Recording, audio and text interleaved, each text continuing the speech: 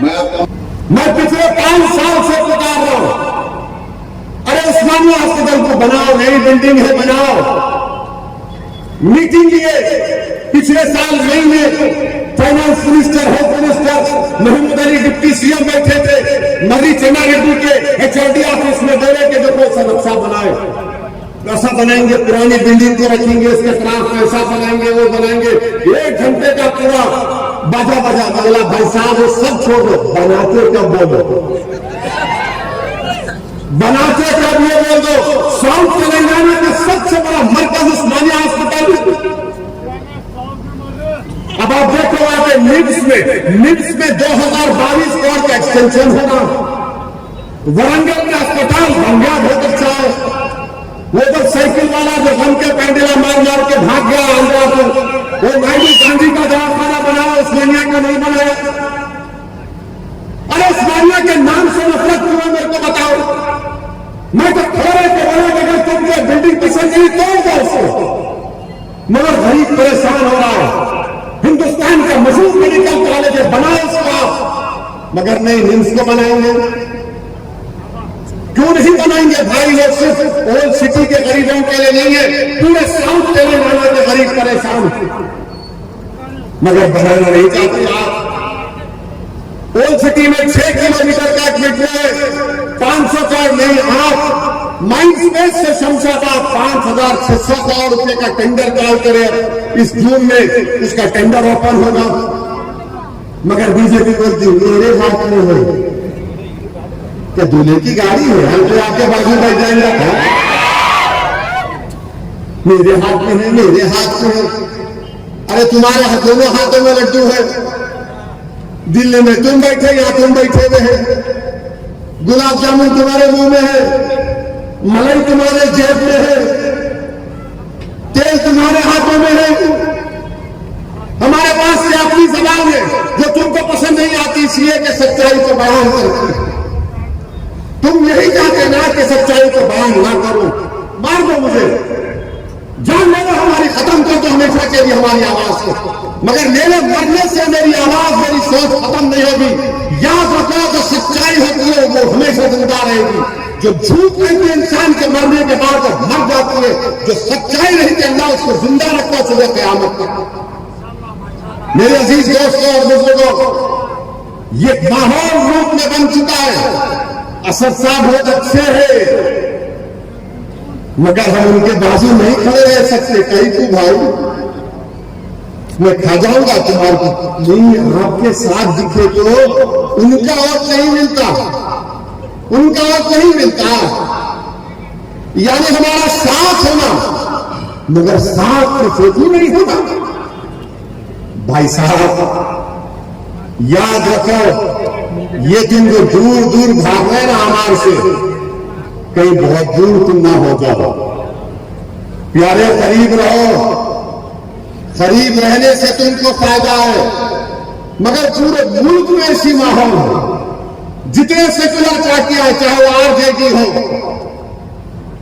BJP को मुसलमान होना ही नहीं। भारत के वजीर आजम बोल दिए कि दूर दूर तक मुसलमानों की मेरे की जरूरत नहीं है। एक मुस्लिम एमपी बीजेपी के पास नहीं है, एक मुस्लिम मिनिस्टर नहीं है, और फिर बीजेपी थालियां मार के होगी सबका साथ, सबका विकास, सबका विकास। अब तो अपने नंबर बनाने के लिए हर कोई वीडियो बना के बोलता असदुद्दीन ओवैसी ऐसा, असदुद्दीन ओवैसी ऐसा। मेरे को लोग बोलते साहब ये वीडियो देखो। एक दिन मैं थक गया, मेरा क्या देखूंगी आप? बोले नहीं ऐसा बोले, मेरा उन्हीं का मेरा ससुराल है। बोलता बोलने दो उसको, जमहूरियत है। उत्तर प्रदेश में हम नहीं जीते, पूरे के पूरे खड़े हो गए। असदुद्दीन ओवैसी नहीं जीते। अरे नहीं जीते मेरे भाई, मालूम है मुझे। मैं जो लड़ाई लड़ रहा हूं आज के लिए नहीं लड़ रहा हूं। उस जमीन में जो साफ है उसको हटाओ, ताकि मेरे बाद जो नस्ल आएगी वो फसल उगाएगी उस पर इंशाअल्लाह। ये मेरी जिंदगी का मतलब का मकसद। नहीं कामयाबी मिली नहीं। अरे कामयाबी के लिए कौन पैदा हुआ दुनिया में? दुनिया में आए तो जिद्दोजहद करने के लिए आए, दुनिया में आए तो अल्लाह की बारगाह में इबादत करने, सत्ता करने के लिए आए। ये जिले में हमारे सदर साहब लंबी एक लिस्ट बना के दिए कि साहब जरा बोलो इसके बारे में। सदाशिव पेट के रुकने असम्बली कांग्रेस के दिखते ही नहीं बेचारे। जगह क्या है तुम सारे जगते हमारे नहीं दिखते, हमारे एरिया में दिखते ही नहीं। इनकी भी डर है मुसलमान के खरीद रहे तो वोट नहीं मिलता मेरे को। हम क्या कोई अछूत है? हमारे को लगा तो क्या घाट लगा देगा तो कोविड हो जाता? नहीं, दिखते ही नहीं, गायब है। हम सदाशिव पेट की म्यूनिसपैलिटी 25 करोड़ की तरफ क्या थी सब भाई आप सबको दो ना, मुसलमान इलाकों को भी दो।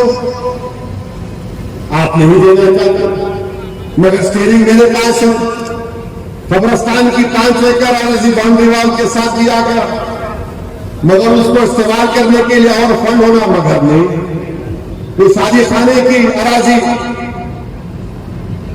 उसको अच्छा करना है, पैसे नहीं दिए जाते। सदाशिव पेट में हमारी बच्चियों के लिए उर्दू मीडियम डिग्री कॉलेज नहीं होने से तलबा की तालीम फर्क हो जा रही है। खोलो ना स्कूल कॉलेज, डिग्री कॉलेज खोलिए। कलेक्टर साहब आप तो खोलो कम से कम। अच्छा, सदाशिव पेट में एक मुसलमान के राशन शॉप है नहीं? अरे तुम तो मुंह खोलो, मेरे से मोहब्बत नहीं करते तो बोलो ना, प्यारे खुल के बोलो। एक तो राशन शॉप दो, गाड़ी का स्टीयरिंग मेरे है तो कम से कम दिखाने के लिए तो दे दे। एक राशन कार्ड, एक राशन शॉप एक भी मुसलमान के पास नहीं है मगर 4% रिजर्वेशन है। आप फिर आगे देखिए क्या है। हाँ, असल बात संगारेड्डी असेंबली हल्के में 62,000 मुस्लिम वोट है। जगह बीआरएस वालों हमारे पास 62,000 और जितनी पोलिंग हम करते कोई भी नहीं करता।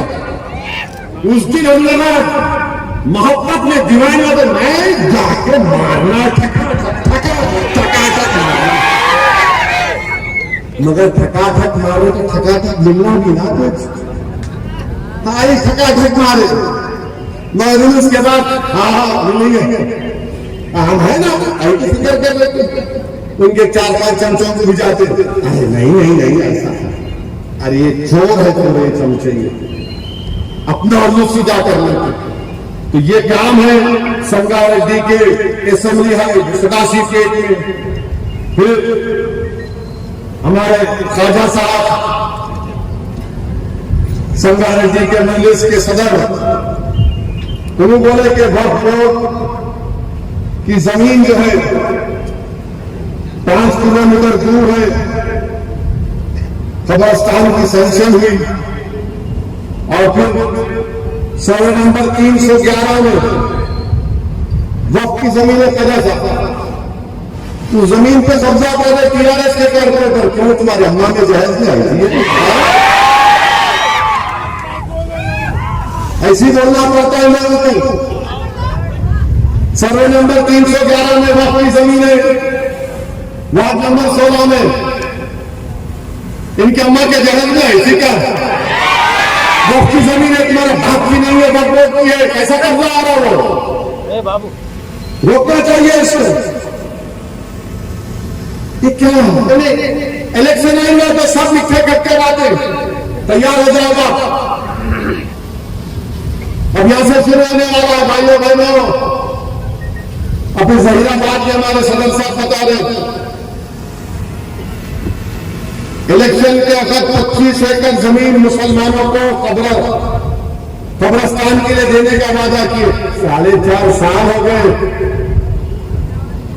एमएलए साहब इलेक्शन हार गए तो क्या होता मालूम आपको? आपको कोई पूछता नहीं,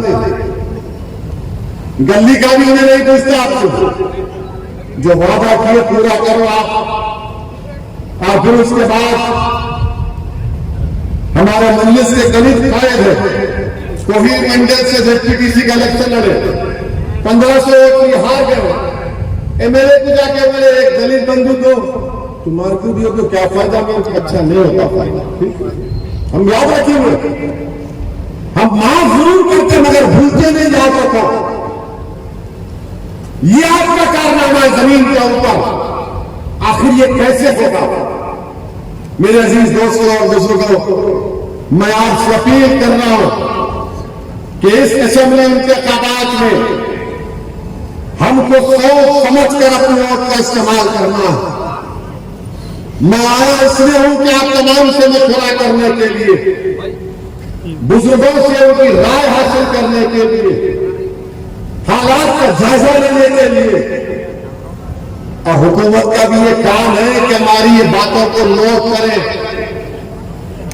मैं जो कह रहा हूं इसलिए कह रहा हूं ताकि आप जाकर हुकूमत तक हमारी बात को पहुंचाएं। और माशाअल्लाह से जहां कहीं मेरा जलसा होता है वहां पर मोदी की तरफ से कद्दी होता और रियासती पुलिस तरफ से कद्दी होता, दोनों लिखते साबिन लव लेटर। ये है आपका सनद्दीन ओवैसी, ये बोले आपके बारे में। आप सुनिए इस बात को, उस पर अमल करिए। भारत के प्रधानमंत्री से तो अब क्या बोल सकते, पार्लियामेंट का इफ्तिताह होगा, प्रधानमंत्री ले देखे फोटो, देखे नहीं देखे, देखे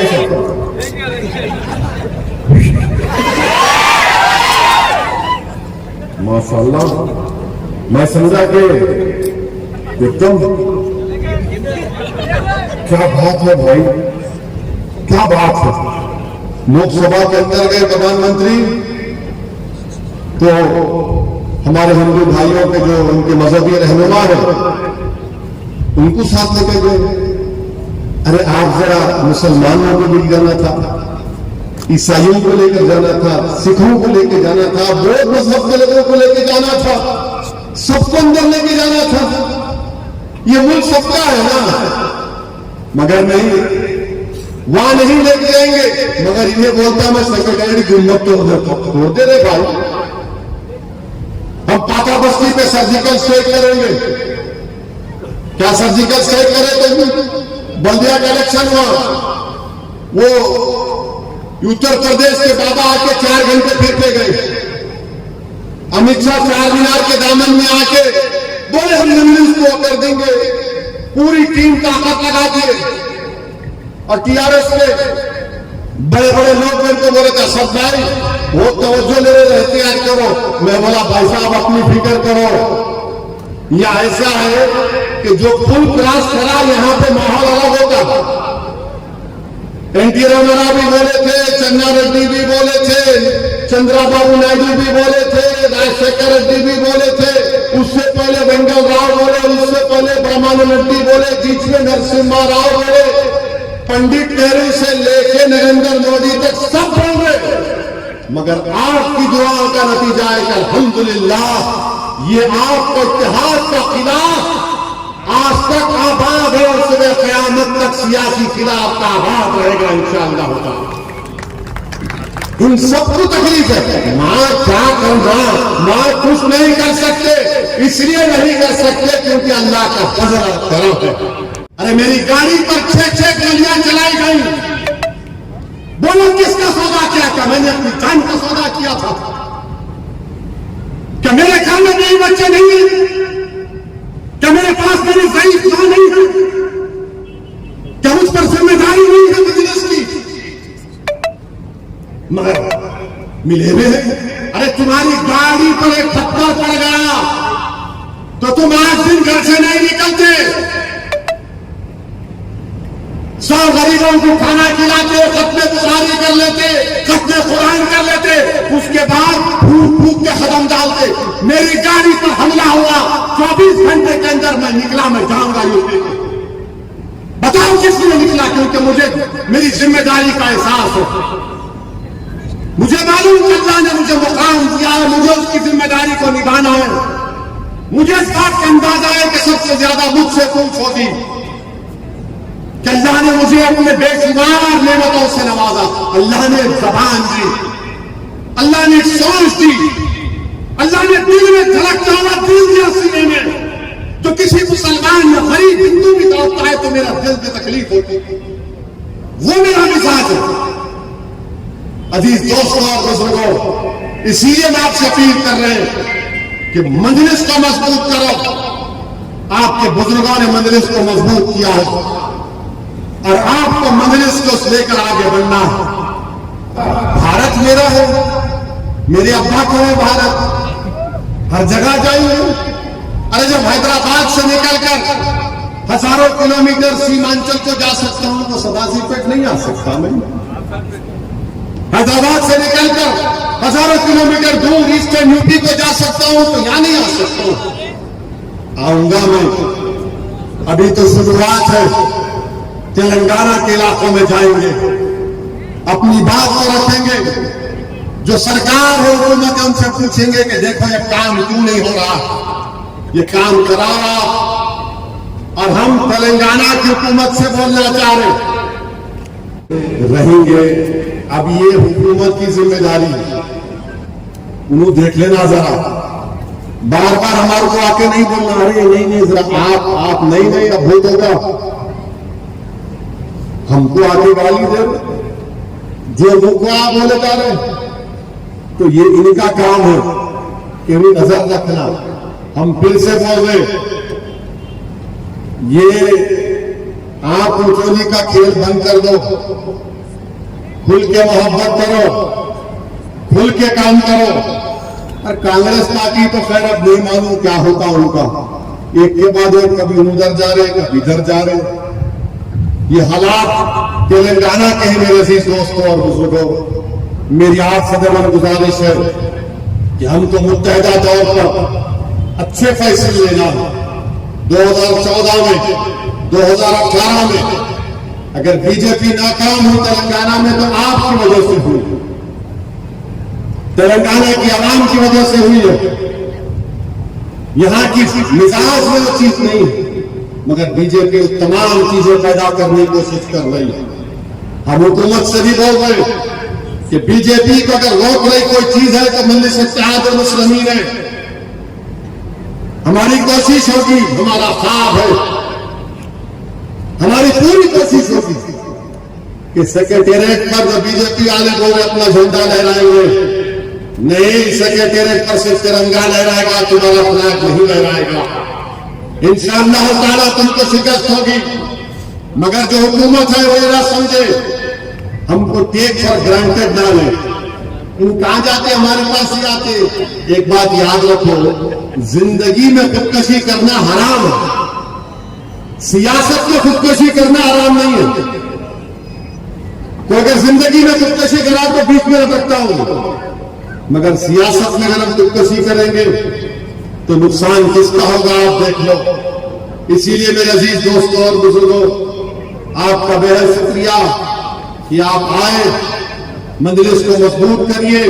और इंशाअल्लाह ताला मेरी पूरी कोशिश है कि तेलंगाना के दीगर इलाके जाकर मैं जाऊं, आपसे मुलाकात करूं, आपसे बात करूं। आपका बेहद शुक्रिया। हिंदुस्तान